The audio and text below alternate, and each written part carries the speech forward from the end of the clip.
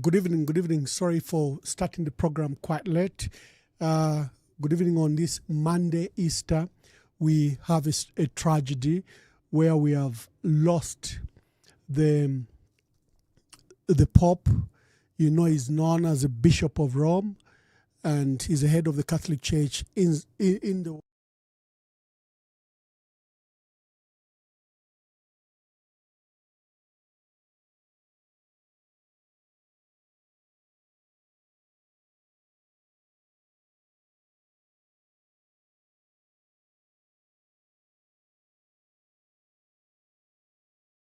the Roman Pontiff, who's also a sovereign pontiff, is the head, of the Vatican and the Church. Is also a head of state. We will remember him for his great work. And Apostle Francis died today on 21st April 2025. Like I said, he was the head of the Catholic Church and sovereign of the Vatican City. He was appointed from 2013 until today. He was the first pope from the Society of Jesus, the Jesuit order. He's the first pope from the Jesuit order. They are called the Society of Jesus. And he was also the first pope from the Americas. Remember, he's from Southern Hemisphere of the Americans. He's in Latin America. And again, he's the first pope who was born outside Europe, since the 8th century, when we had Syrian Pope Gregory III. So this one was the first one since the 8th century to come from outside Europe.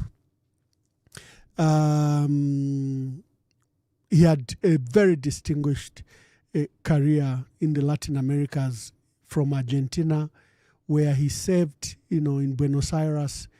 He was the titular bishop of Auca, titular Archbishop of Buenos Aires. Then he became a cardinal priest of San Roberto Bellarmino. Many people remember him for his visit in Zambia. People remember, his visit when President Hakainde Hichilema and President Edgar Lungu visited him. We were very lucky that our president visited him. Just look at this report. La collaborazione tra Stato e Chiesa nell'educazione, nella sanità e nella lotta alla povertà, i conflitti e i processi di pace nell'Africa del Sud e centrale sono stati al centro del colloquio tra Papa Francesco e il presidente dello Zambia, Edgar Chagwa Lungu. Il Papa e il suo ospite hanno parlato del contributo della Chiesa cattolica allo sviluppo del Paese attraverso le sue istituzioni di carattere educativo, sociale e sanitario e della collaborazione nella lotta alla povertà e alle disuguaglianze sociali e nella promozione di una pacifica convivenza sociale e religiosa attraverso la cultura del dialogo e dell'incontro. Hanno affrontato anche i temi delle migrazioni, dei cambiamenti climatici e della tutela dell'ambiente. Infine il Papa e il Presidente dello Zambia hanno parlato della situazione internazionale, con speciale attenzione ai conflitti che interessano alcune aree dell'Africa e all'impegno del Paese nei processi di pace nella regione.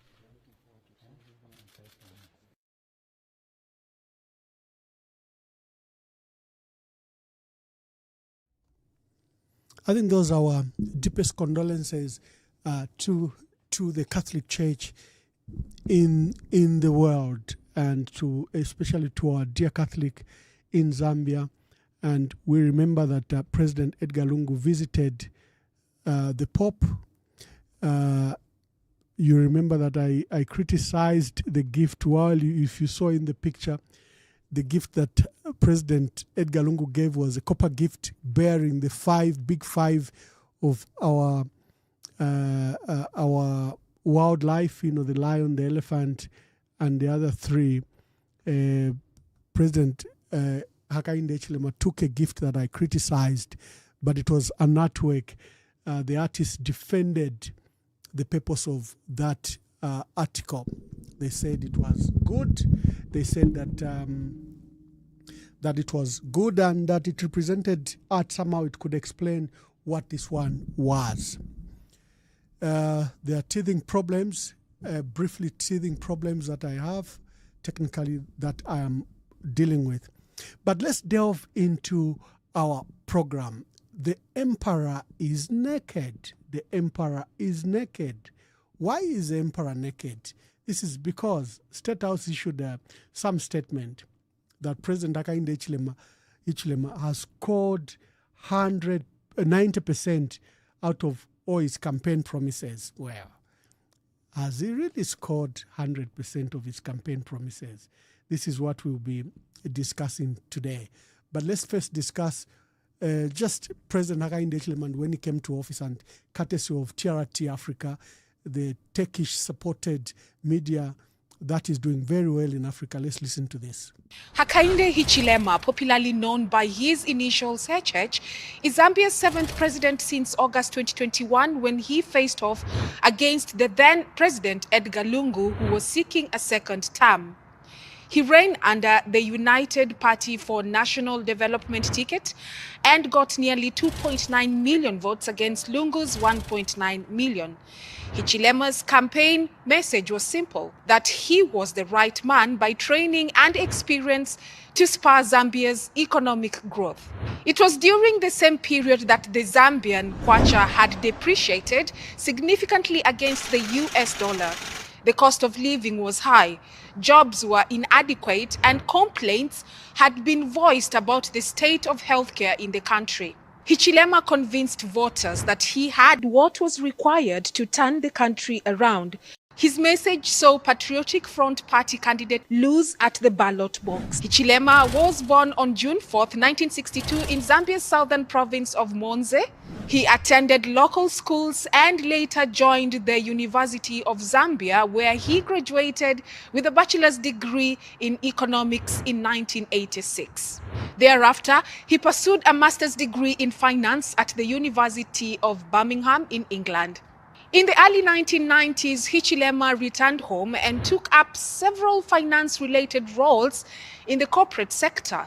In 1994, he was appointed the chief executive officer of an international accounting firm that had an office in Zambia. He was 32 years old at the time. 4 years later, he took up the CEO role at a new international accounting firm, serving from 1998 to 2006. In 2006, he joined politics and was elected leader of the United Party for National Development. Hichilema ran for president in Zambia's September 2006 election, but came third with 25% of the vote behind the winner, Levi Mwanawasa, and first runner-up, Michael Sata. Hichilema took part in subsequent elections. Though he did not win, his support base kept increasing. In April 2017, Hichilema was charged with treason and imprisoned for 127 days after disputing the August 2016 election results. The outcome showed that Lungu got 1.86 million votes to defeat Hichilema, who polled 1.76 million, a difference of 100,000 votes. In August 2017, the prosecution dropped treason charges against Hichilema, prompting his release. Lungu and Hichilema faced off again in the 2021 presidential contest. This time around, Hichilema got the better of Lungu, defeating the incumbent by 1 million votes. Away from politics, Hichilema is a large-scale commercial farmer. He owns the second biggest cattle ranch in Zambia and is one of the biggest suppliers of meat in the country. He is also one of the biggest exporters of beef products and has substantive investments in Zambia's tourism sector. Hichilema has been credited for improving education, hiring more healthcare workers, increasing fund allocation to constituencies, and improving Zambia's diplomatic profile. He has, however, been faulted for cracking down on people opposed to his leadership. In November 2023, former President Lungu's privileges, including house, cars, security, and medical insurance, were withdrawn for allegedly returning to politics. Faced with a crisis, Zambia has made efforts to restructure its public debt. 61-year-old Hichilema is married to 56-year-old Mutinta Hichilema, with whom he has 3 children. Zambia will hold its next presidential election in 2026.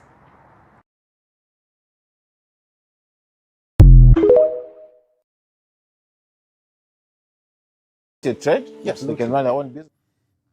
Well, that's a mumbo jumbo by our colleagues from State House. Today's program, clearly the emperor is naked. You know, the emperor has no clothes is a famous play by Shakespeare, usually touted as one of his best, finest works. It displays, a play about King Lear. It's an allegory that illustrates a sharp fall from grace of a king who was drunk with ego, who was drunk with pride, who was desperate for praise, who was desperate to control the kingdom. He makes a series of mistakes by listening to two of his eldest but immoral daughters and a set of bad advisors. And these advisors survived only because they praised the king and said what the king needed to hear. And this was for their own personal gain. Though caring deeply for him and also greatly worrying about the king, King Lear rejected Cordelia, his youngest daughter, who used to tell him the truth about the kingdom and his own advisors. And she even risked losing, her position in the court as a princess, and probably even her inheritance. But she spoke the truth. But King Lear ignored his subjects. He ignored the good advice from his daughter Cordelia. And what was the end result? He lost his power. He lost his wealth. He lost his sense. And finally, he lost his own life. The purpose of this discussion... They can run, they can get a job. They can... If you see what our brothers are talking about, that the president has achieved up to 90% of what he pledged, who are they fooling? Zambians hate for themselves. 2.8 million people voted for President Hakainde Hichilema. Why did they vote for him? What was the state of the economy at the time? Why was it imperative that they vote for President Hakainde Hichilema? It's for a very, very simple reason. Very, very simple reason. The economy was in bad shape in 2021. The economy is far worse than it was in 2021. President Hakainde Hichilema promised that he will put up, an economic growth that hasn't been seen, that is unprecedented, that will even beat the economic development, development of Rupiah Banda, who was posting economic growth of 10% in 2009 and 2010. Instead, what we've seen is a decline of the economy. In fact, President Hakainde Hichilema has posted some of the lowest numbers of in economic growth. Remember, we've averaged 4.5%, 5%, 6% in the last 10 years.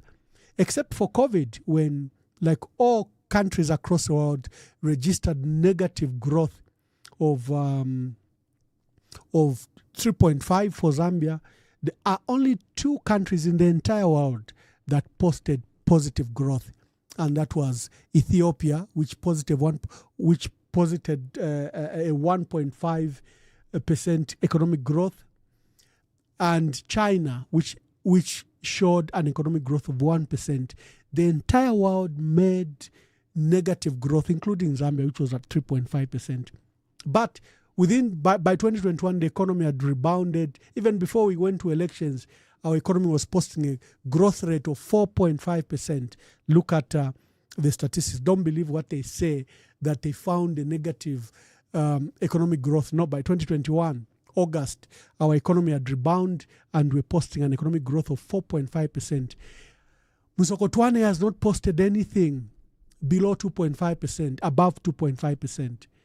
And we only heard recently that despite the worst drought we had in many years, despite the worst load shedding that affected our economy in decades, the worst in decades, all of a sudden we're hearing that actually the government posted an economic growth of up to 8%, especially in the last quarter.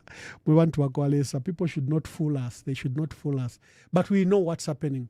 They've put new people. They flushed out a lot of people at the Zambia Statistics Agency. They've put in their own people. Remember Beani, the one who caused the stir, who disputed the results that the Zambia Statistics Agency posted, is said to have even disputed the population numbers in northern Muchinga and Luapula. He says, I've been to those areas. Those areas are largely empty. So he disputes the details that are given by the Zambia Statistics Agency, and he thinks that we somehow underrate the population in Southern Province. I don't know how someone can think like that the professional entity like the Zambia Statistics Agency can suppress population numbers in Southern Province. For what purpose? So they've put in new people, and they've now attacked the credibility and integrity of that institutions, because we are going to take it with a pinch of salt. And as soon as new people came, we've seen that actually Zambia posted economic growth of up to 8% last year. We want to Akwalesa. But that's number one broken promise by President Hakainde Hichilema. The state of the economy. He has failed, and he has failed lamentably. He said he will bring the cost of living, and that he will handle this cost of living crisis, that the high cost of living will be brought down. Well, we know this is where his biggest failure is. Because if you look at the price of mealie meal in 2021, it was between 90 kwacha and 120 kwacha. It's now an average of 400 kwacha. If you look at the price of fuel, it was at 17 kwacha.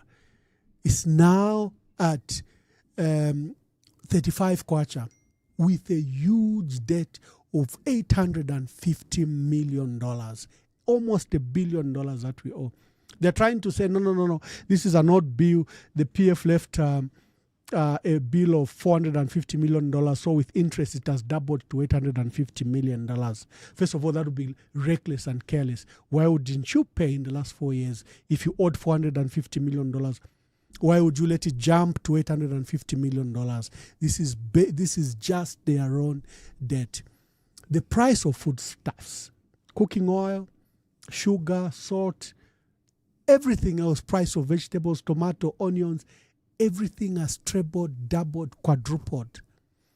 This is Hichilema's biggest failure. Mwale muna wale imya tu Pamela wa president at he's going to reduce. There'll be no Pamelas.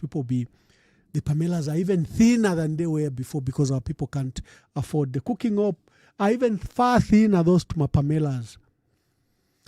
Then electricity, other than the worst load shedding we've ever had. Remember, we have videos of the president promising that there'll be no load shedding when he comes, and he says it was poor leadership, that if Dubai, which is a total desert, can have power. What about Zambia that has hydropower stations and has plenty of sunshine? He said there'll be no load shedding. It was a matter of poor leadership. We've experienced the worst load shedding in decades. Worst load shedding has affected our businesses. SMEs have closed. Their interventions were very slow, very late. Like, for example, the purchase of those huge standby power stations that they had bought. First of all, the cost of diesel is very, very high. So it's been very, very difficult for whoever is running them, whether it's ZESCO or not, to run those standby generators. The price of electricity for our people, quite difficult. Quite difficult. Our people cannot afford this electricity, even when it's not available. When it comes, our people are spending a lot. The cost of living moved from 7,500 kwacha in 2021. Is now sitting at 11,300 kwacha for a family of 6 residing in Lusaka. It marginally differs elsewhere, but essentially that's the price of our cost of living crisis. It's far worse. We are saying it's actually in the last 30 years, this is the worst cost of living crisis that we are facing as a people. President Hakainde Hichilema promised that he will tackle the foreign debt, that he will restructure the debt, and that he will put a moratorium. And for local debt, he says that's people's money. That's what drives your economy. I'm going to ensure that that is paid, that the domestic debt is clear, that our people have money, they are not bankrupted.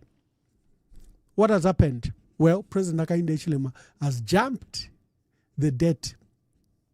The foreign debt has jumped from $11.9 billion. It's now sitting at $15.4 billion. Just in the last 3.5 years.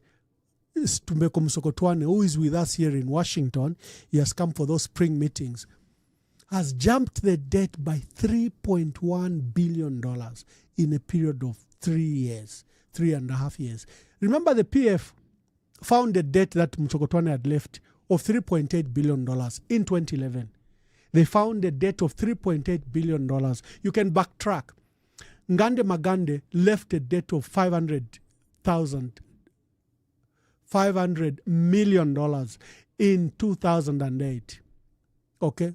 Only $500 million. We had the debt of $7.5 billion.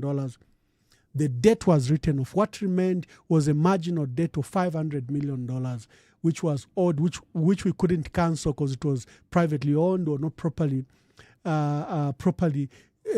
structured. Some of the debt that constituted the $500 million included countries that had just fallen over, like in the Soviet Union. Czechoslovakia became 6-7 countries. So we had the debt to Czechoslovakia. So who do you pay? Because that country became 5. You had other countries. Ukraine was a new country. Russia became smaller. So there were those debts that they were marginal, $500 million. Msokotwane accumulated the debt. Between 2008 and 2011, he accumulated the debt of $3.1 billion. He's the first one that signed those Chinese loans for the roads. Kasama Mporokoso, Mbala Nakonde, remember? And he's the one that also signed the debt for Mongo Kalabo Road of $350 million.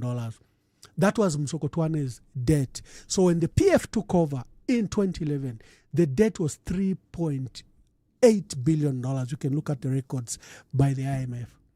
So between 11.9 and 3.8, you realize that the PF accumulated the debt of about $7 billion in the period of 10 years. Msokotwane has accumulated in 3.5 years another $3 billion than the earlier $3.8 billion that he had accumulated between Rupia Banda and Michael Sata. You can credit Msokotwane alone to have accumulated up to $6 billion. The 2008 and 2011 and the current debt that he has accumulated. But the biggest issue is the domestic debt. Our domestic debt has risen from 178 billion kwacha in 2021. It's now sitting at 236 billion kwacha. This is almost a debt that has jumped from somewhere around $7 billion to around $10 billion. Again, if you combine the local debt and foreign debt that Msokotwane has accumulated, again, you'll not be far off to say they have borrowed $6 billion. You'll not be far off the total component, the kwacha component, and the foreign debt. And Msokotwane is here in Washington for the spring meetings. He's still asking for a fresh loan. Remember, they've exhausted the $1.7 billion they borrowed from the IMF. The IMF gave them $1.3 billion. They've disbursed all of it. We don't even know what that money and where it has gone. It's exhausted. Msokotwane has started another. He wants another $1.5 billion from the IMF. And he has announced to the country that he has initiated that process and that we'll have another loan from the IMF. So you can see that that's another broken promise. They said they will reduce the foreign debt. I know in their achievement, they've said debt restructuring, that they've restructured the debt. Have they? Why have we, in just 1 quarter, paid $500 million in debt service repayment if we have restructured our debt? The Secretary to Cabinet just announced last week that the country, in just one quarter, between January and March, we have paid debt service of $500 million, about 9.8 billion kwacha. So why would we pay such a huge amount if the debt is restructured? And by the way, the debt has just been postponed. The first actual bigger payments come in 2032. Hichilema will not be there in 2032. He has pushed it to the young people to come and pay this debt. That's not the debt restructure we're looking at. That's why we kept on telling him, China is very important. China is one of the biggest bilateral partner to Zambia, and that we owe them $5.8 billion. We said, go and discuss with China. With a good relation you have over Tazara, their long-term project and pride in Africa, Tazara, and the good relation that we enjoy, they might even write off that entire $5.8 billion. No? And we said that could signal to empower or commit other lenders also maybe to write off their debt. Writing off debt doesn't mean that we are being careless, that you borrowed to write it off. No. You can exploit the goodwill that is there. And the goodwill from China could have written that off. But wow, we started with France and the Paris group. And by the time we restructured and went to China, wanted the debt write-off, China said, no. There has to be uniformity. There has to be uniformity in the treatment of all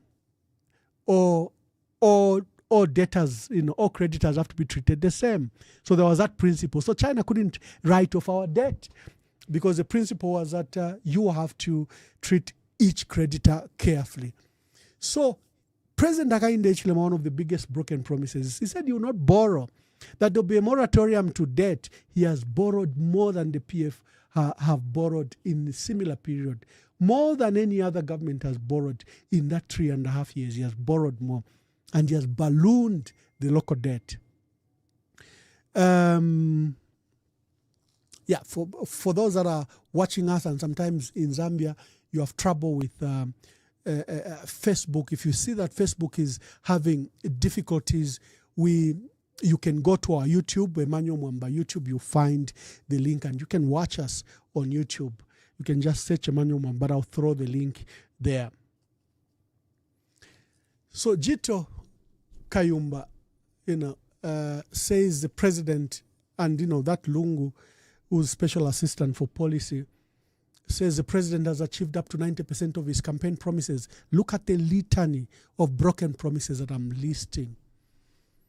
The president has not paid and cleared the local debt. In fact, he has scandalized the local debt. He says these people are supplying air. He called for an audit. The Auditor General did an audit, thorough job. He rejected it. He says, these are PF. This Auditor General is from PF. So he's just trying to clear his friends. Our contractors, our suppliers of goods and services to government were not paid because President Hichilema accused them of supplying air.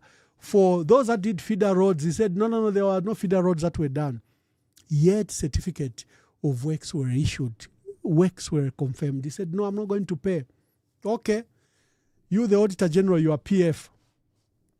We are going to get a credible entity. So they hired, from the fraternity where the president comes from, they hired Pricewaterhouse, Grant Thornton, Ernst & Young, and 6 international auditors to audit everything from the army, from the intelligence, and from RDA, from Works and Supply, from Ministry of Health, from Ministry of Education.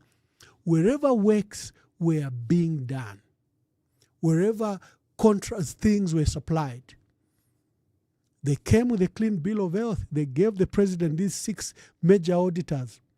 Mr. President, these people supplied. We've seen the goods, we've seen the works, we've verified the documents. 236 billion kwacha. That's almost a $10 billion of money owed to our people. They have not paid it.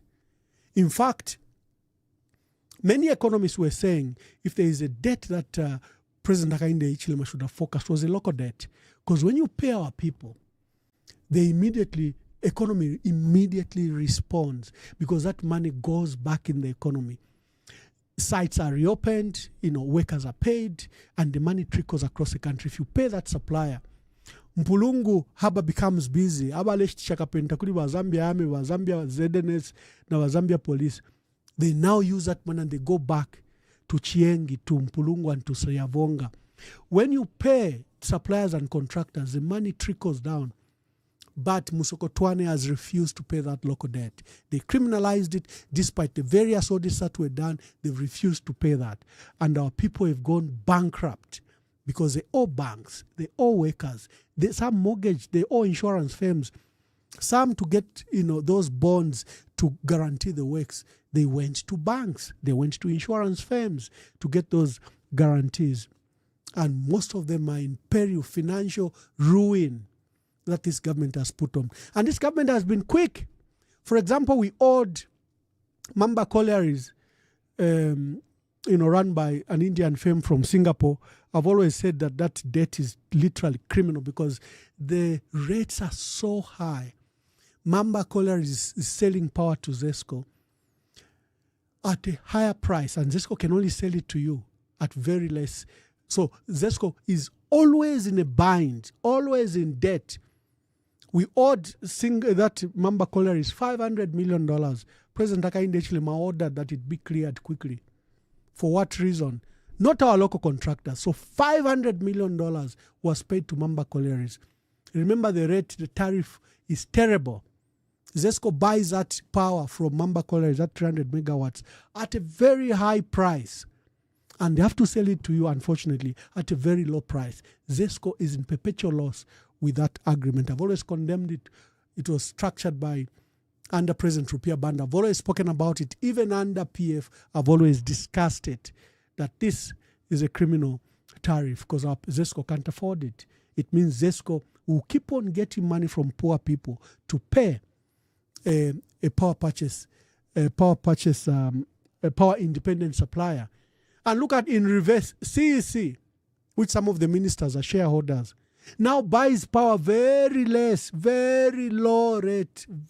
That bulk supply agreement shows that they buy very low. And then CEC makes billions because now they sell to Congo at premium rate. They sell to the mines at premium rate. Again, ZESCO is in perpetual loss over the two agreements. One, a bulk supply agreement to CEC ends us losses.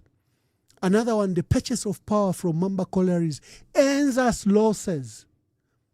President Hakainde Hichilema says, pay $500 million.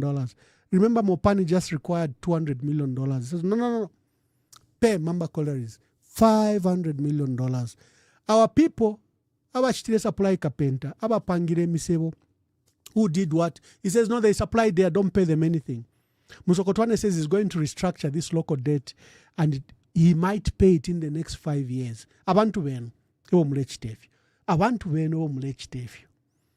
you are going to pay in the next 5 years while people are running bankrupt. So another broken promise. This is a president that said he was going to pay domestic debt, that he will put a moratorium on foreign debt, and that he will not accumulate fresh debt. He will ramp up domestic revenue from the mines and others to ensure that it covers for that. Well, Jito and your dear friend Walungu, Walungu was special assistant to the president, and Walungu. So maybe he has to bootlick 5 times over than everybody else. Because Walungu ku State House. State House. So maybe Walungu has to now say outlandish things. President Hakainde Hichilema has achieved 90%. He has to produce these fake brochures. He has to tell the emperor that the emperor is not naked, even when everyone can see that. Lungu has to tell the president that, Mr. President, you are fully dressed and you are properly dressed. Let's go to the agricultural sector. President Hakainde Hichilema said he will give 4 bags. PF was giving 4 bags, or giving 8 bags actually. 4 bags in some area, but 8 bags. Hichilema said, it's going to be standard. Each small-scale farmer is going to get 8 bags. What we've seen the last 4 years is disaster. In the first year, there was a scandal. They removed fertilizer, gave it to one supplier who supplied Southern Province. $50 million scandal. That was the beginning. Second year, amamedaya ambok moneka. Third year, amamedaya ambok moneka. Now, Papen, we've had good rainfall, but what has been the distribution of this fertilizer? Again, not adequate. Another broken promise. In fact, something else has emerged. The Farmer Input Support Program has been abandoned. This is a flagship program. It started in 2000 and under Mwanawasa, 2003, 2004, because we had abandoned it under liberal policies of President Frederick Chiluba. We said farming will be done by the private sector, small scale farmers, will have growth, they will have support. FRI will only buy 500,000 emergency national strategic reserves. So Mwanawasa saw the ills of that liberal policy. He began to introduce the Farmer Input Support Program. This was introduced as a poverty alleviation program, not as a farming project. 2008, it began to be rolled out across the country because we started it in Samba and a few areas where we could buy maize from the farmers. You give them fertilizer and they supply you back. But when the PF came into office, President Michael Sata, who had worked under UNIP and who understood food security and who knew that this is one of the sectors you cannot cede to the private sector or to the vagaries of the private and banking sector, ramped up from 500,000 beneficiaries to 1.1 million beneficiaries. And we began to see, we're averaging 1.5, 1.7 million metric tons of maize harvest per year. For the first time in 10 years, we saw the maize jump, production of maize jump by our small-scale farmers. The commercial farmers don't venture into maize. They say it's a political crop. They don't want to be in there because they can grow a lot of it, and the following day the president will just reduce their price, put a low floor price. So the commercial farmers are absent. The people that have carried us to historical high harvest are the small-scale farmers. The SMEs, those smallholder farmers at the farm gate. Why? Because we ramped up the FISIP project and we began to give them fertilizer. Well in time, by May, fertilizer was across all depots in all districts and in all provinces. And our farmers were getting it on time. What did we see? Ramped up production. Like the 2019 is the highest Zambia has ever had. Was it 3.9 million metric tons, the 2019 one? And even when we're having a drought, we're still posting numbers of up to 3 million metric tons. The 2015, look at the 2021, look at the 2017 and 2018, some of the worst drought years, yet our maize production was high. FISIP, Mr. President, delivered. You have dismantled this FISIP. You have brought something you are calling Comprehensive Agricultural Transformation Support Program, CASIP. This CASIP, you are encouraging, you are decoupling government from the farming sector. You are reducing the number that you are giving our smallholder farmers. You are saying the private investors will invest in agriculture. You are going to give one-off loans to our farmers, and they will not pay. You must learn that every loan you give under CEC, out of 100, maybe only 5 will pay back. Because people regard loans from government as free money. Look at CDF. CDF is being looted.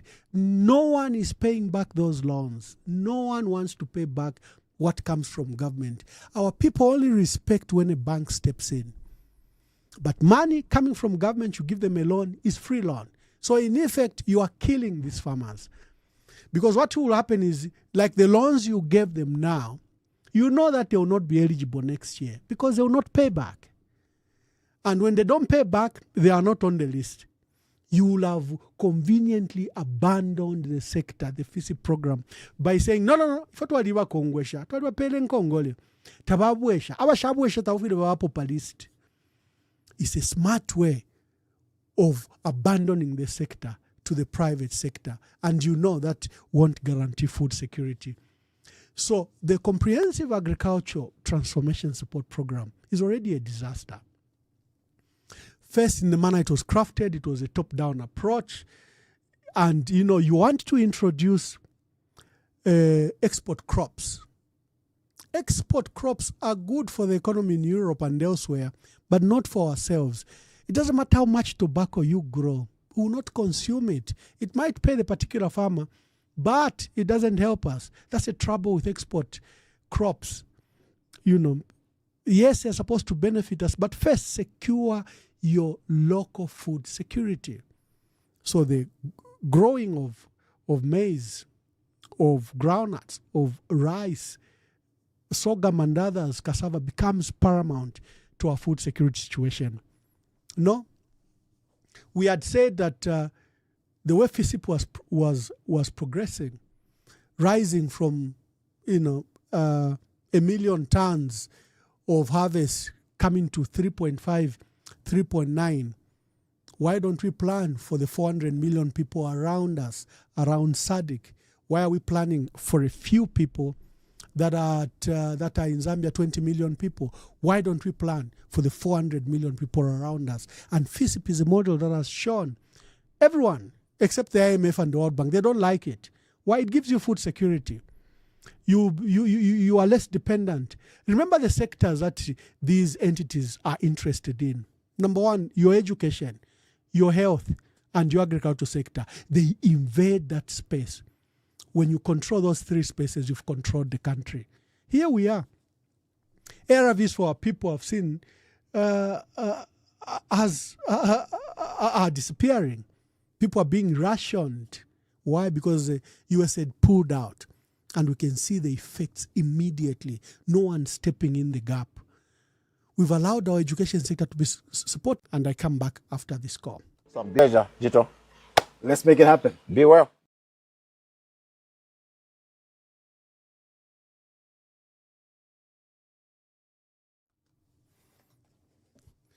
Yeah, thank you. You'll be able to call us on that number 0973 0780882. Our dear brothers there at State House in beautiful suits and beautiful shoes are saying President Hakainde Hichilema has achieved up to 90% of his campaign promises. But as we are listing the litany of broken promises, it's clear that those young people at State House are singing to the naked emperor that the emperor is dressed, yet the emperor is without clothing.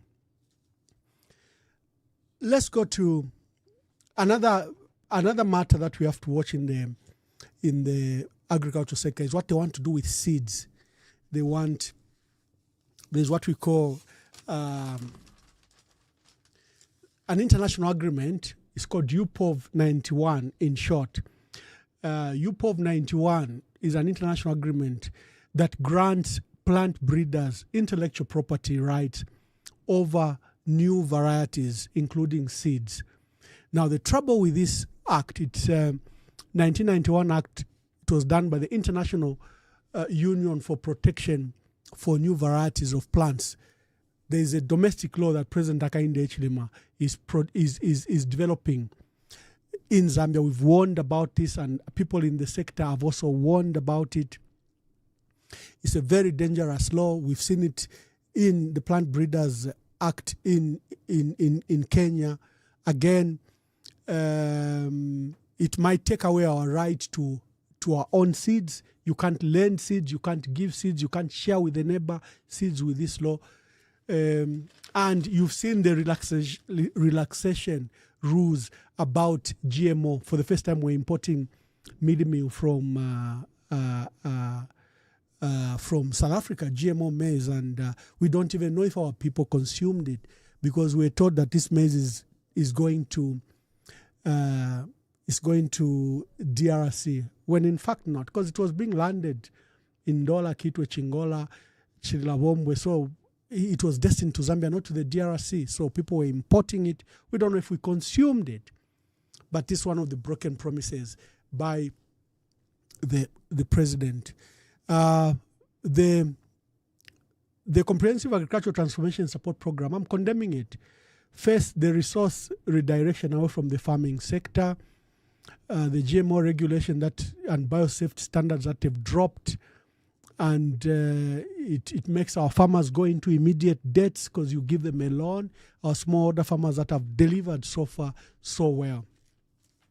One of the successes President Hakainde Hichilema and the UPND tout themselves is this one where they say we've reopened the mines. We've brought back life on the copper belt.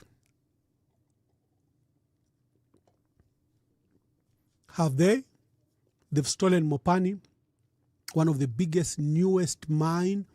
Mopani had an investment of $4.5 billion between 2014 and 2020. It's one of the newest mine in the world because it has 3 brand new shafts, 2 brand new smelters.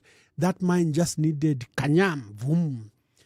And the CMIH could have done that. They've given it to investors we don't know. No single coin paid to our country, and those people are going to meet millions. I can tell you in the next 3, 4, 5 years, the new owners of Mopani, if they are billionaires, they will be far more billionaires than they were before. Why? Because they've gotten this brand new mine, highly mechanized brand new mine that had received this investment. And our people, and our people thought their assets were valueless, yet the assets had received $4.5 billion investment just in the last 5 years. 3 new mine shafts sank, 2 in Kitwe, 1 Henderson mine in Mufulira. Brand new mines sank, brand new shafts sank, 2 new smelters, and you know how much it costs to put up a smelter, $300-400 million. And there, it's been given to people we don't know. Yeah, we've reopened the mines. Yeah, reopened under what circumstances? By looting our silver asset, family silver. Is that what you call, well, KCM? Badi mieva. Uyumuntu here is an audit done by well-reputed audit house that he has not been paying taxes for the last 20 years. He's been stealing from Mopani. From KCM, is engaged in mine activities that devalue the assets. There is a comprehensive report, and he's made billions out of KCM. I'll bring $1.5 billion.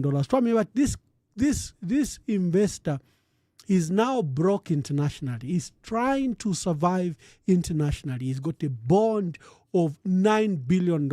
He left a debt under KCM, $1.5 billion, owed to ZRA, owed to ZESCO, owed to CEC, owed to NAPSA, owed to others. $1.5 billion by 2019. Asset.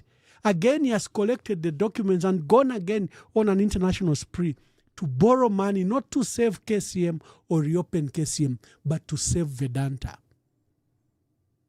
Is that what you can call success, Vajito? Is that Valungu, a success here?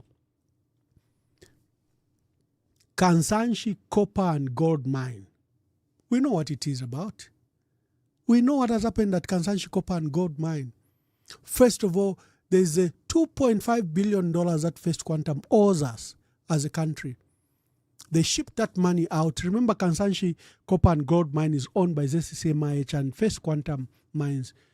This investor took away $2.5 billion from it and invested in a mine in Panama, in Latin America. They've never paid that money. Zambia started the process to criminalize that process, to have the directors arrested for stealing $2.5 billion. We also started the process in the High Court to recover it from the assets of First Quantum Mines. We also started because the agreement, mining development agreement, says you have to discuss these issues in London. We started an arbitration process. What did President Hakainde Hichilema do? He says we'll not mine in the courts of law. He abandoned the process. He told the DPP, by the way, the DPP cannot be told by anyone to abandon any process. But he told the DPP, and we saw at the press conference where Stumbeko Musokotwane said, we have advised the DPP to drop these charges against the directors of First Quantum Mine. Those charges were dropped. The court case in London and in Lusaka were withdrawn. How shall we recover this $2.5 billion? Tabafo okulandapo. First Quantum now is in trouble because their mine in Kobe mine in Panama, was closed by the previous government because the previous government couldn't allow them to give them about $300 million a year in royalties that they were saying. They said, no, this is an expensive mine. You have to give us more than that $300 million you are. When they couldn't agree, the government just shut down the mine. So after investing $10 billion, $2.5 billion from Zambia into that Kobe mine, First Quantum was exposed. It's listed in London, in Toronto, Canada. It's now looking for investors. And sadly, all the investors that they're looking for, they're trying to sell the assets that are in Northwestern Province. They're not looking to sell Kobe mine. They can't sell it. Their biggest assets are in Zambia. Where is our 2.5? Kesna Umbi is owner of that First Quantum mine. What will happen to us? We'll have no idea. Before I open the lines, let me discuss lastly the biggest disappointment by the president.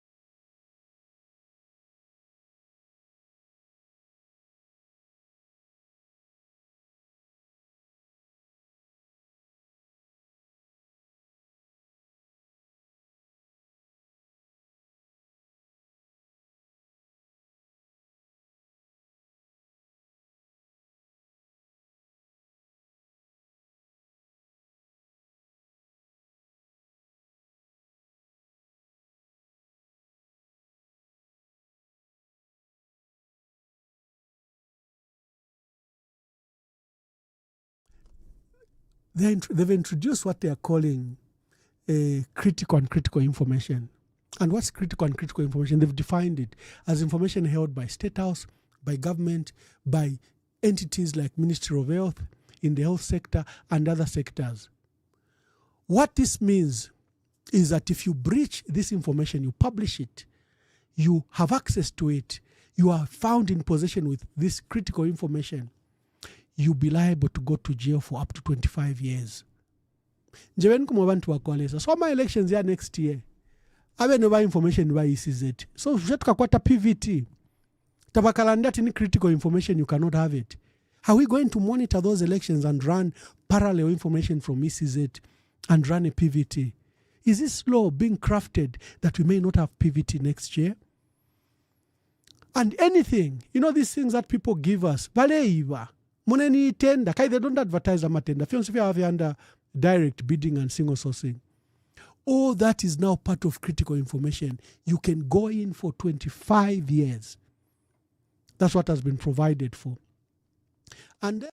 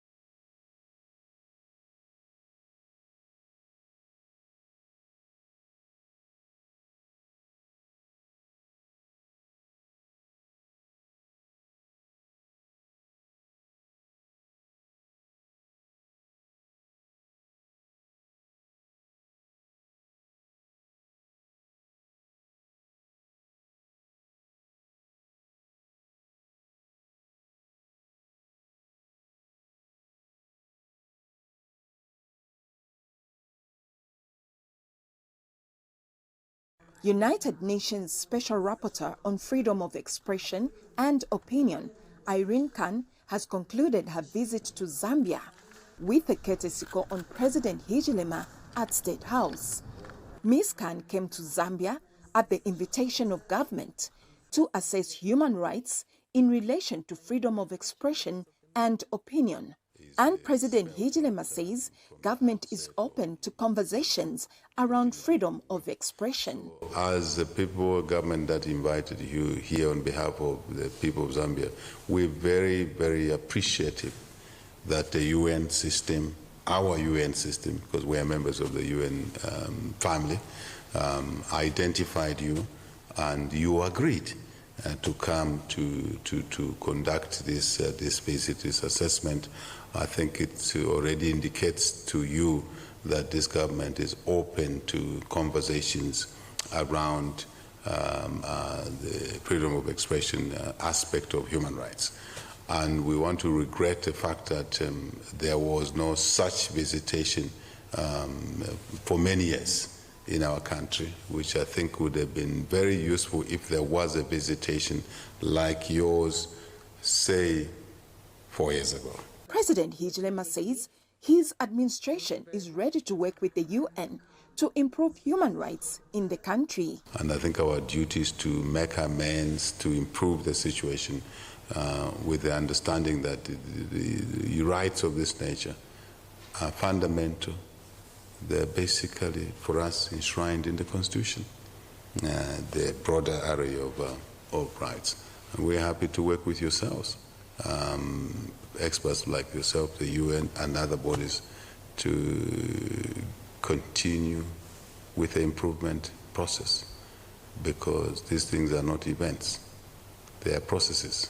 Ms. Khan thanked government for its willingness to cooperate with the UN and for facilitating access to a wide spectrum of stakeholders. There has been a significant political transition with the victory of the United Party for National Development and an end to a decade long rule in which was marked with grave human rights violations. So I appreciate the change that has taken place and the change on the basis of which your government came to power. Ms. Khan, an independent expert appointed by UN member states, arrived in the country on 19th January for her country visit. She is the first UN rapporteur to visit the country in about 8 years. Sharon Siame, ZNBC News, Lusaka. Yeah, the failures have been everywhere. The UN special rapporteurs in the country, not necessarily at the invitation of the president. You should understand, when they write about you, you are obliged to offer your right to reply, and they also have a duty, they are duty bound to come and verify on the ground with the reports that they've been receiving. Remember, the UN is already in the country. UNDP and other UN agencies are already in the country. So the report that the special rapporteur receives is usually credible. But for our own works and for our own independence, she has to come down to come and verify, and you have a right to reply. So you don't get credit. As usual, the president was there trying to say, for the first time, we wish that special rapporteur should have come to the country more often than now. We want to acquiesce. Okay, so the litany of failures by the president are so many. In foreign relations, look, he has taken more international trips. He said he would not undertake trips until the economy improves. The economy is far worse than it was in 2021.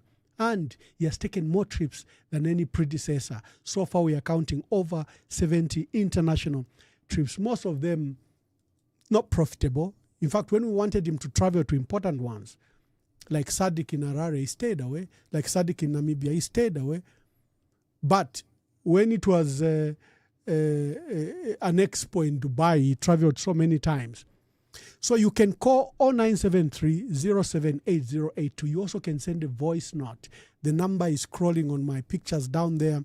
Send a voice note, we can play it. Sometimes people have difficulties in getting through because there's a queue. If there is a queue, just send a voice note and I'll play it. So let's hear from you about Hichilema's 90% achievements. For me, it's 90% failure. Jito and Mr. Lungu are saying it's 90% success. What's your view? We've experienced the worst blackouts in our country, the worst power cuts, the worst load shedding in our country. The last we've seen, I think, since 1964. Price of fuel is from 17 kwacha is at 34 kwacha. Everything else, when you look at it, there's even a debt of $850 million for fuel there.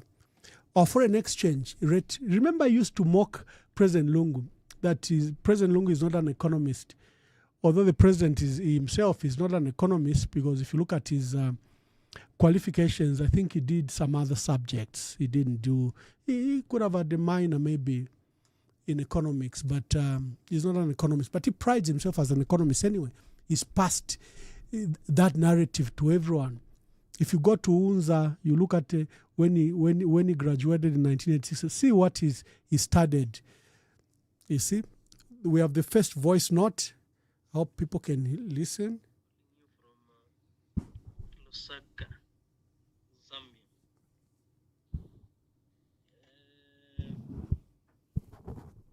But I'm a Zimbabwean. Oh. Yeah, so according to those two huge gentlemen who were bluntly lied to the public about the 90%. In fact, 90% is correct to fail. They have failed 90% bluntly. Just look at number one, high cost of living. High cost of living. We are buying bread at 25 kwacha. Bag of minimum we are buying at 4 something, 5 something. 3 is that's the cheapest. That's what they call 90% delivered, which is blunted wrong. Number 2, delay job creation. You do not create job in the government sector. You cushion the private sector, informal sector, so that informal sector can help and cushion the government. So in the delay job creation, nothing has been done in the creation of jobs in Zambia. Farmer input support program. This has been done selectively. In fact, nothing. This farmer support input program, it is also a blunted lie.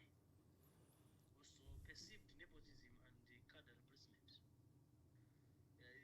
These people, they were campaigning to say when they come, they will give jobs to people on merit. But what we are seeing here, they are getting only people that are loyal to them. That one, it is a failed promise. Also, the other thing that is there, which they've not managed to do is communication. There are communication gaps there. This speaks like this speaks like this speaks like this, bringing what we call misinformation.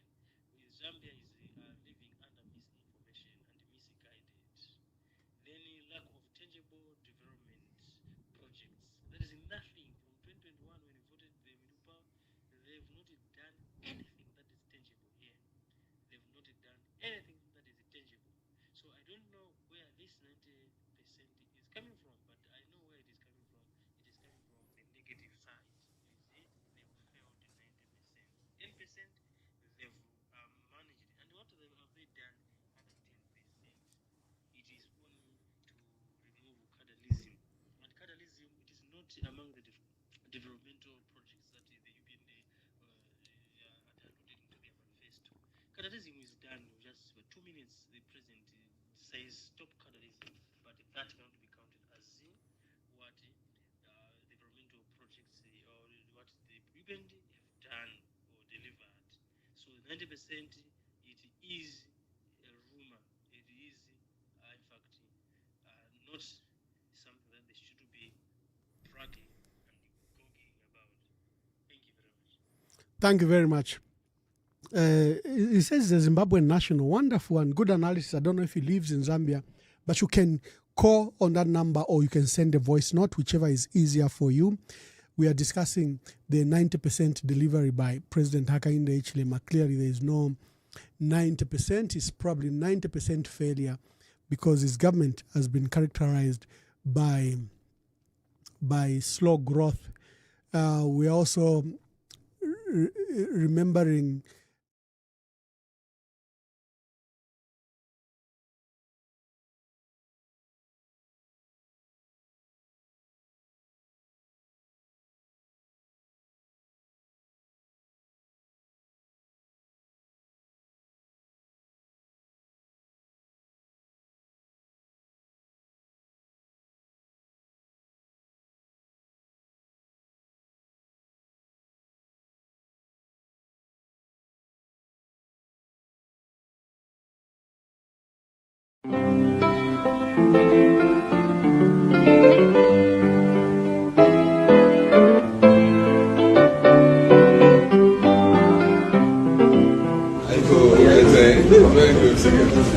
very good. Very good. Thank you. How are you?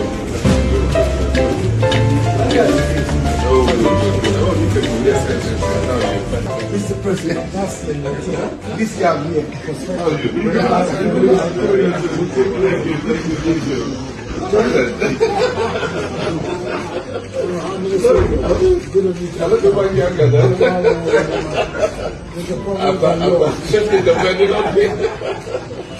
good to see you.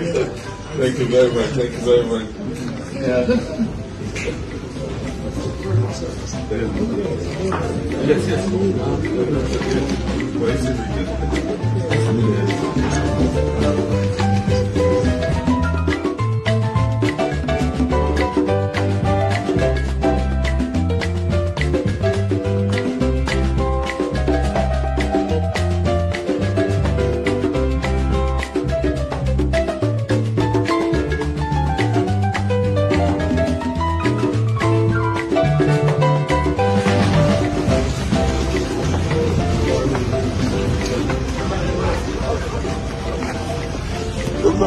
Yes.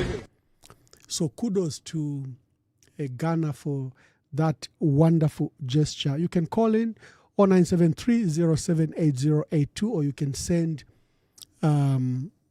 send a voice note.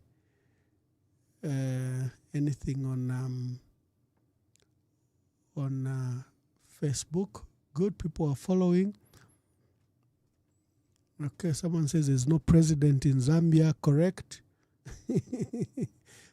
Leaders behave like they own this country, correct?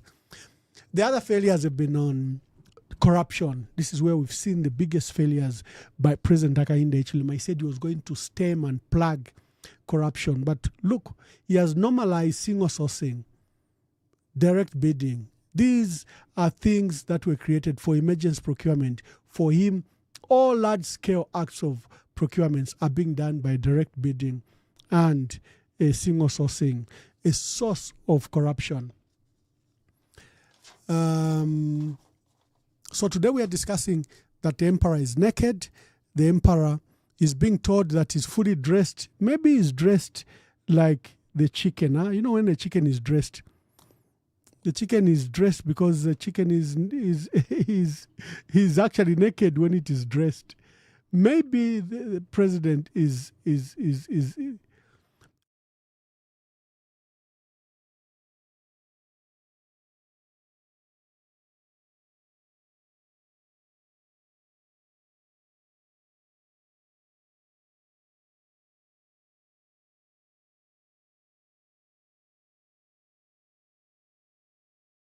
La collaborazione tra Stato e Chiesa nell'educazione, nella sanità e nella lotta alla povertà, i conflitti e i processi di pace nell'Africa del Sud e centrale sono stati al centro del colloquio tra Papa Francesco e il presidente dello Zambia, Edgar Chagwa Lungu. Il Papa e il suo ospite hanno parlato del contributo della Chiesa cattolica allo sviluppo del Paese attraverso le sue istituzioni di carattere educativo, sociale e sanitario e della collaborazione nella lotta alla povertà e alle disuguaglianze sociali e nella promozione di una pacifica convivenza sociale e religiosa attraverso la cultura del dialogo e dell'incontro. Hanno affrontato anche i temi delle migrazioni, dei cambiamenti climatici e della tutela dell'ambiente. Infine il Papa e il Presidente dello Zambia hanno parlato della situazione internazionale, con speciale attenzione ai conflitti che interessano alcune aree dell'Africa e all'impegno del Paese nei processi di pace nella regione.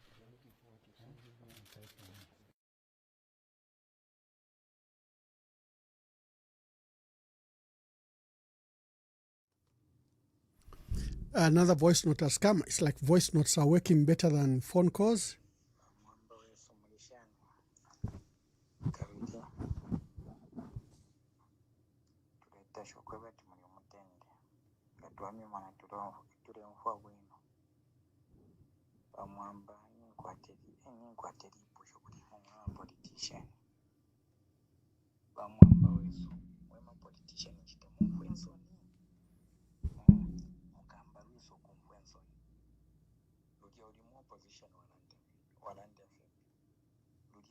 Mpawa wachinji kabitwa kuletera mavideo gaule mfapo ni nsoni mule kwate nsoni ebuntu kabiri mwema politician muli bantu mfire mwae mule mfako nsoni nchita mkwata ma advisors zaba kumyo ko bati awe mune walandire mu opposition lero walandevi techa mweneke bwino ku bantu Mwamba lakini kuya kuntanshuku kwe bati mulelande chinga mwibanga ababale tuteka obufi bwafulisha 2026 kuya bebere nyezwa obufi bwafulisha 90% yo ya vintu fyo wachitire mu promises ni promises even their body language gabalelande fyo balelanda tairebe yakakulwa ala kumfuira mwansoni ngawaya mufyalo. Mr. Lungu, how are you? I'm well, Jito. Hi, how are you? Fantastic. Yeah, you look good. Well, so do you. You're learning. Now, I just got hold of these. Yeah. I was very impressed. Now, this is the implementation status. Yeah, good evening. Good evening. My brother. Very well, thank you. Please tell the callers who's calling and your name and where you're calling us from. Chilufia from the UK. Wonderful, Chilufia. Make your contributions.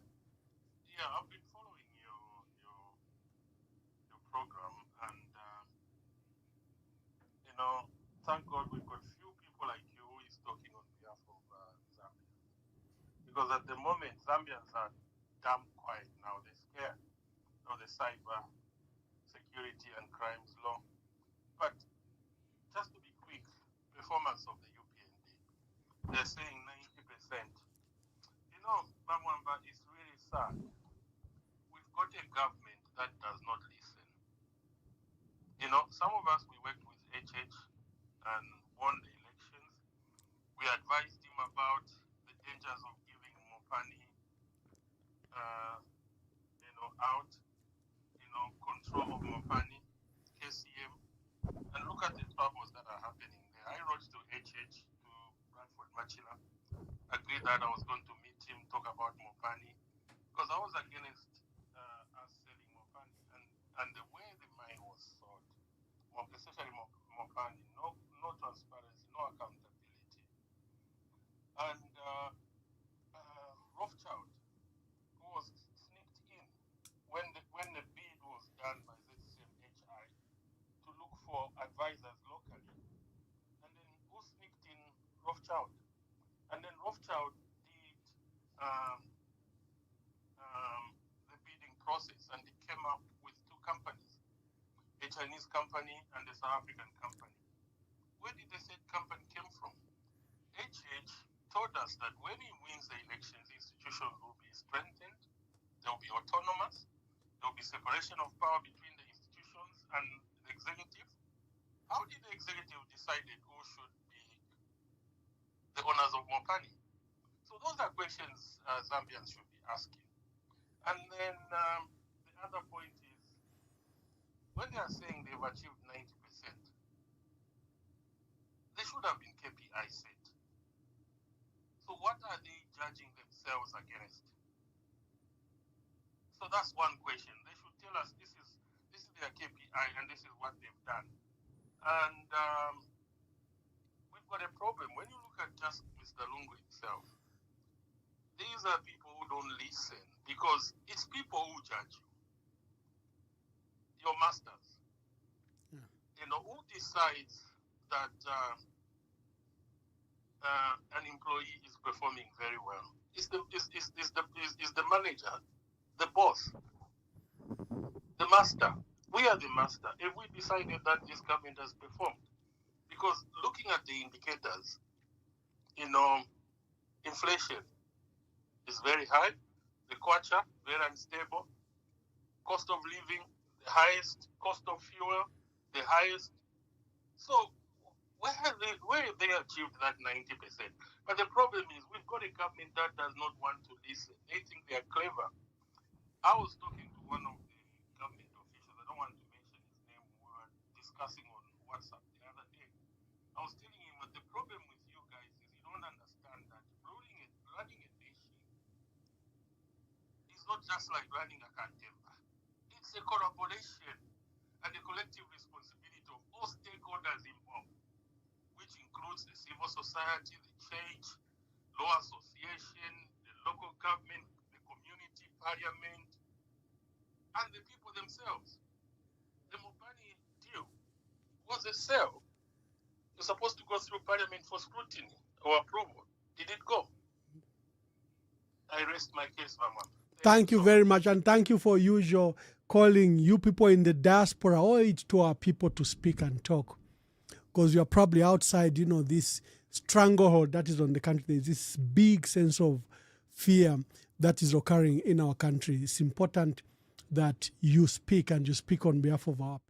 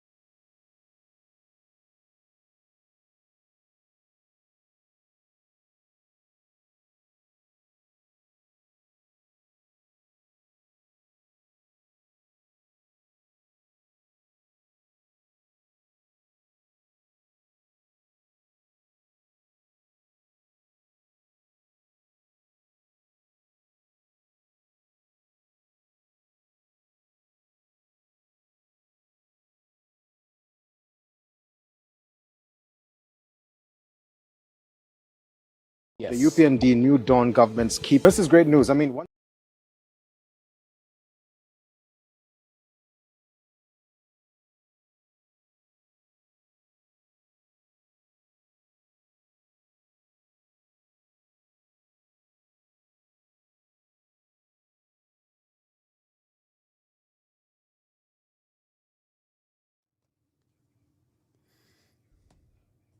Okay, thank you. I think we've had a good audience and good contribution. Today we're discussing the emperor who has no clothes, the case of President Hakainde Hichilema. You have those two special assistants that have produced some brochure that are showing that the president has scored and has scored very well, up to 90%. We've just catalogued his failures. First, he has broken promises. Everything he promised, from cooking oil, milling meal, sugar, fuel, everything. They need to repair the economy. They need to restructure debt. He will tell you CDF, he will tell you free education, he will tell you that he has brought peace. Again, when you look at those so-called successes, they actually are not successes.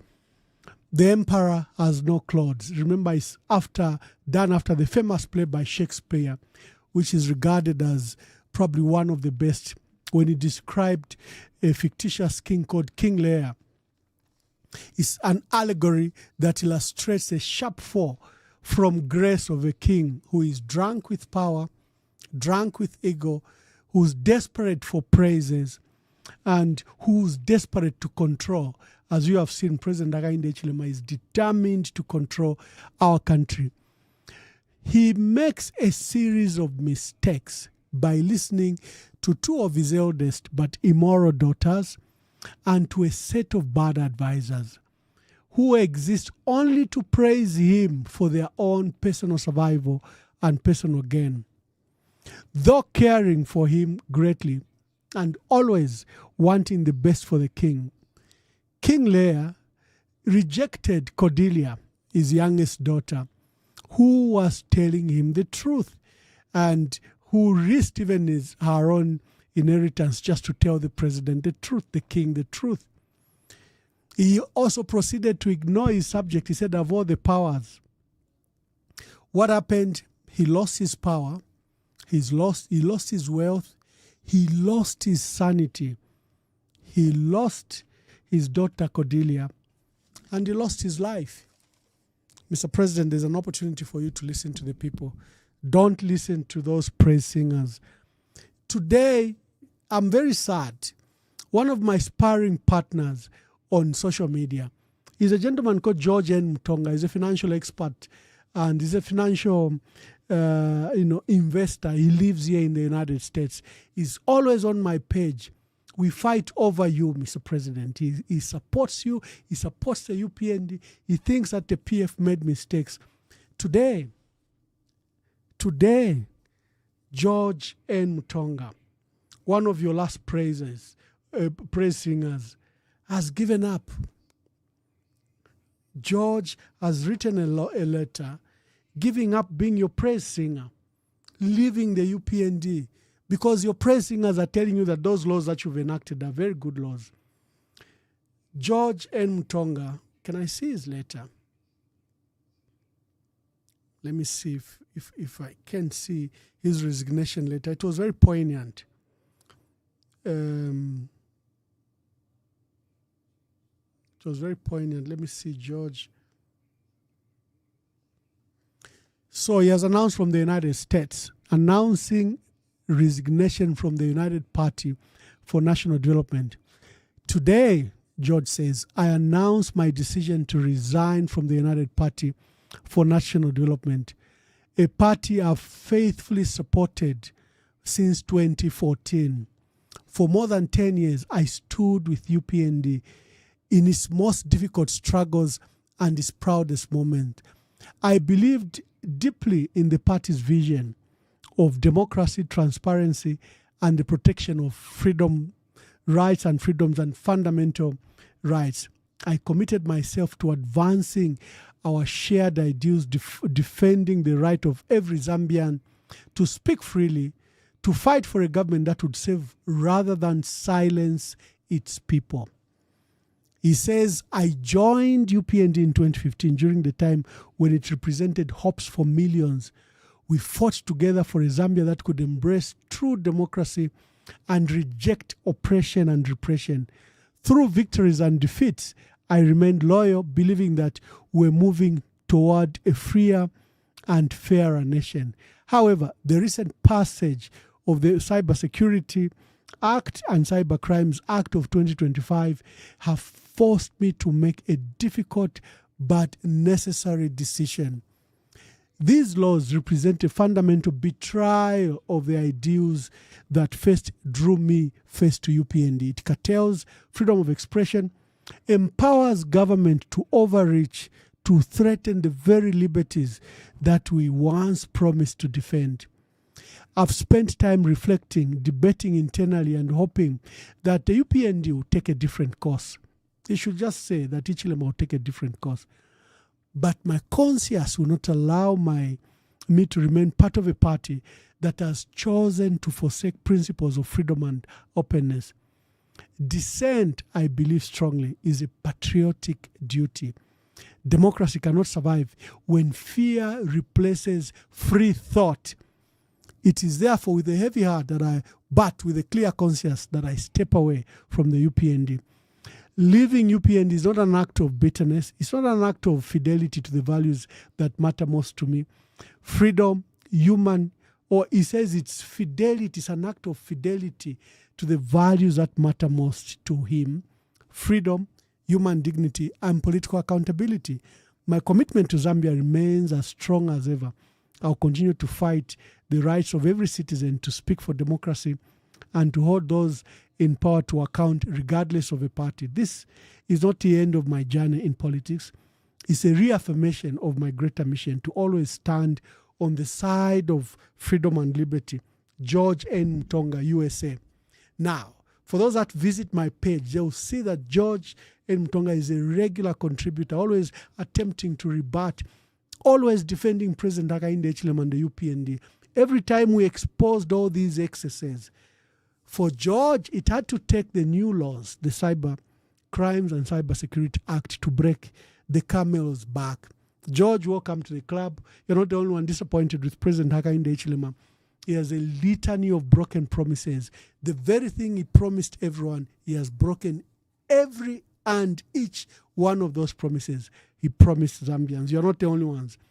Lucky enough, you have come to your senses about it, and congratulations for that difficult decision. I know how difficult the decision is. Just 2 weeks ago, we were laughing when President Hakainde Hichilema dropped a minister. You literally shed tears. You said, Gary Nkombo, this is one of the pillars of the UPND. What has Gary Nkombo done? What about Sylvia Masebo, who's accused of the $100 million corruption? What about these other ministers? What has Gary Nkombo done? Why have you dropped him? You were crying and I picked your video and I mocked you. I said, look, this is a country of selective justice. This president doesn't fight justice, doesn't fight crime. He fights people. Because if you were fighting crime, he will fight all the criminals. And I put your story crying about the dismissal of Gary Nkombo on my page. And it trended so much. Some mocked you, some laughed at you, some commiserated with you, some felt as disappointed as you were. So George N. Mutonga, welcome to the club. Let's fight for our country. Let's not fight for parties. Let's fight for our country. To all our dear listeners and dear...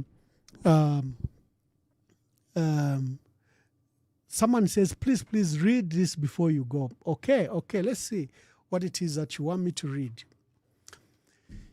You are saying, here is the successes by the UPND. The economy is on its knees. They are forcing people into exile. Well, they've repealed the laws that they promised to repeal. They've strengthened the laws they promised to repeal, such as the Cybersecurity Public Order Act and other laws. There's selective injustice. They are giving away our national resources. They are forcing the enhanced and toughened cybersecurity laws despite its rejection by all stakeholders. They are dangerously swinging from one extreme to the other without blinking. The list is endless. Congratulations, the UPND and to President Hakainde Hichilema for your 90% success in quotation marks. God bless our country. God bless you. I wish I'd the Catholic song to play, in commemoration of the passing of the Pope, but I don't seem to have any. Let me see what I can leave you with as we close the program. Let me just look for some material that we may have. Okay. We may just have to close because I can't see. Let's see. Okay. Maybe the visit by President Edgar Lungu to Rome. God bless you. La collaborazione tra Stato e Chiesa nell'educazione, nella sanità e nella lotta alla povertà, i conflitti e i processi di pace nell'Africa del Sud e centrale sono stati al centro del colloquio tra Papa Francesco e il presidente dello Zambia, Edgar Lungu. Il Papa e il suo ospite hanno parlato del contributo della Chiesa cattolica allo sviluppo del Paese attraverso le sue istituzioni di carattere educativo, sociale e sanitario e della collaborazione nella lotta alla povertà e alle disuguaglianze sociali e nella promozione di una pacifica convivenza sociale e religiosa attraverso la cultura del dialogo e dell'incontro. Hanno affrontato anche i temi delle migrazioni, dei cambiamenti climatici e della tutela dell'ambiente. Infine il Papa e il Presidente dello Zambia hanno parlato della situazione internazionale, con speciale attenzione ai conflitti che interessano alcune aree dell'Africa e all'impegno del Paese nei processi di pace nella regione.